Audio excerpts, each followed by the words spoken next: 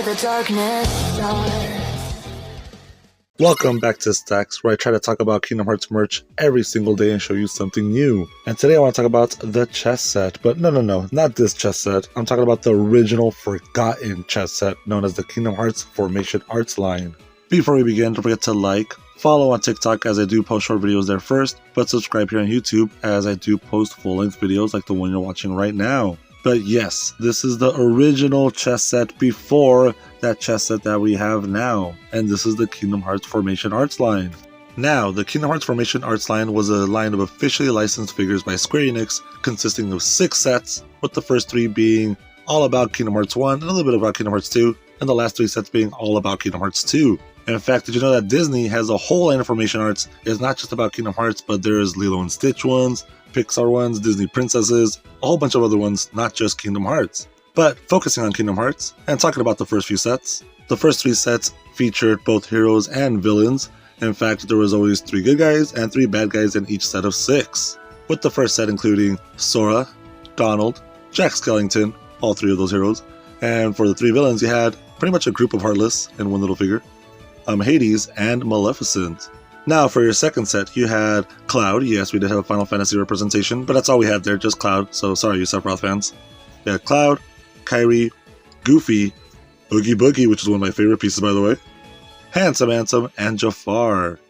Now I do say this is a chess set because if you see the back, they each have a different chess piece symbol. Like for example, Sora is the White King, Handsome Ansem being the Black King, and so on and so forth. As a little fun fact, there was never a white pawn released. There was a black pawn, which is a little group of Heartless, but never a white pawn, so pretty disappointed that this line was just completely cancelled or done with. You can see here the details on this Cloud figure, one of my favorite ones as well here. I just gathered up a bunch of my favorite ones, okay? I'm not going to show every single one, but I will put pictures of them. But Oogie Boogie has to be one of my all-time favorites. Look at the amount of details. You see the dice down here, chains, some bats. You see the poker cards, the king with the little dagger, a little saw piece in the back with the little skeleton just hanging there. And in fact, there's so much detail that if you look closely in Oogie Boogie's hand, you see some dice there as well.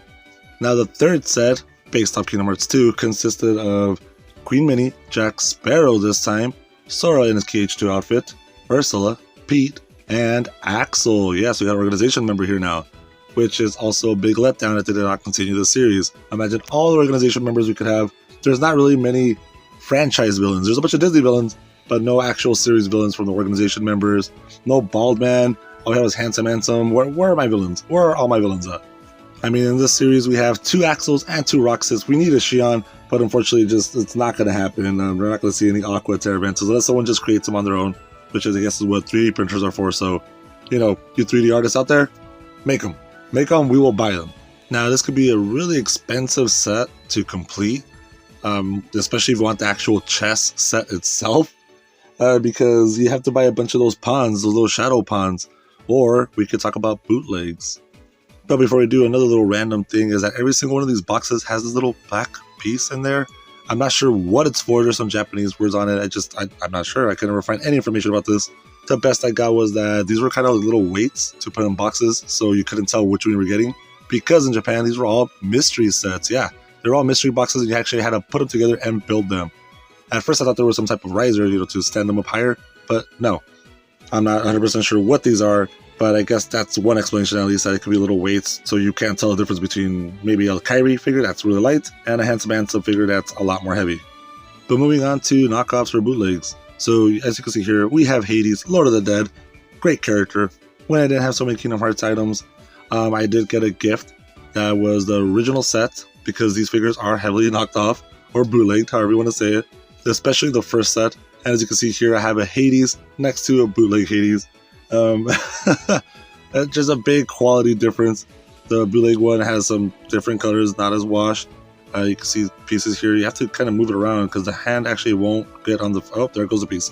The hand won't actually go on the face, and it falls apart really easily. The good thing about the bootlegs actually is that it makes affordable pieces if you actually want to buy more of the pawn pieces for the shadows, because you can see here the bottom pieces are the same thing, but there's a big difference here. As you can see, the hole right here is a lot different from the actual official one, where it's just a little engraved crevice here. And the biggest difference is, look at the bottom piece.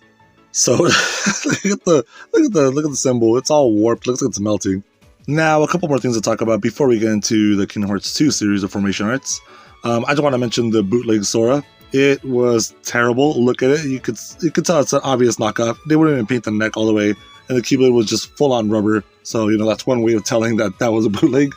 There was a much more effort into other knockoffs for some reason, especially Maleficent, but not for Sora. So, not sure what happened there, but there you go. There's a clear sign that you're getting a bootleg set just in case. Always check the Sora. Another thing I want to mention is the packaging. Like I said, these were mystery packs, so you had these full sealed boxes. You wouldn't know which one you would get. But for the US versions, we did have, well, for the couple that did release over here, they had clear packages. So they weren't mystery packs. They were already assembled, and I actually like these more because they're more sturdy. You don't have to build anything. These are already glued together. You can tell which ones you're getting. And they seemed a little darker, though, so I'm not sure if there was more wash on them. I don't know. But yeah, let's move on to one last variant. So as you can see here, I have a spinning Kairi, but there was also grayscale variants of these figures. It was just for the first two sets for some reason. Not sure why I didn't do the rest. But as you can see here, we have a colored Kairi with a grayscale Kairi.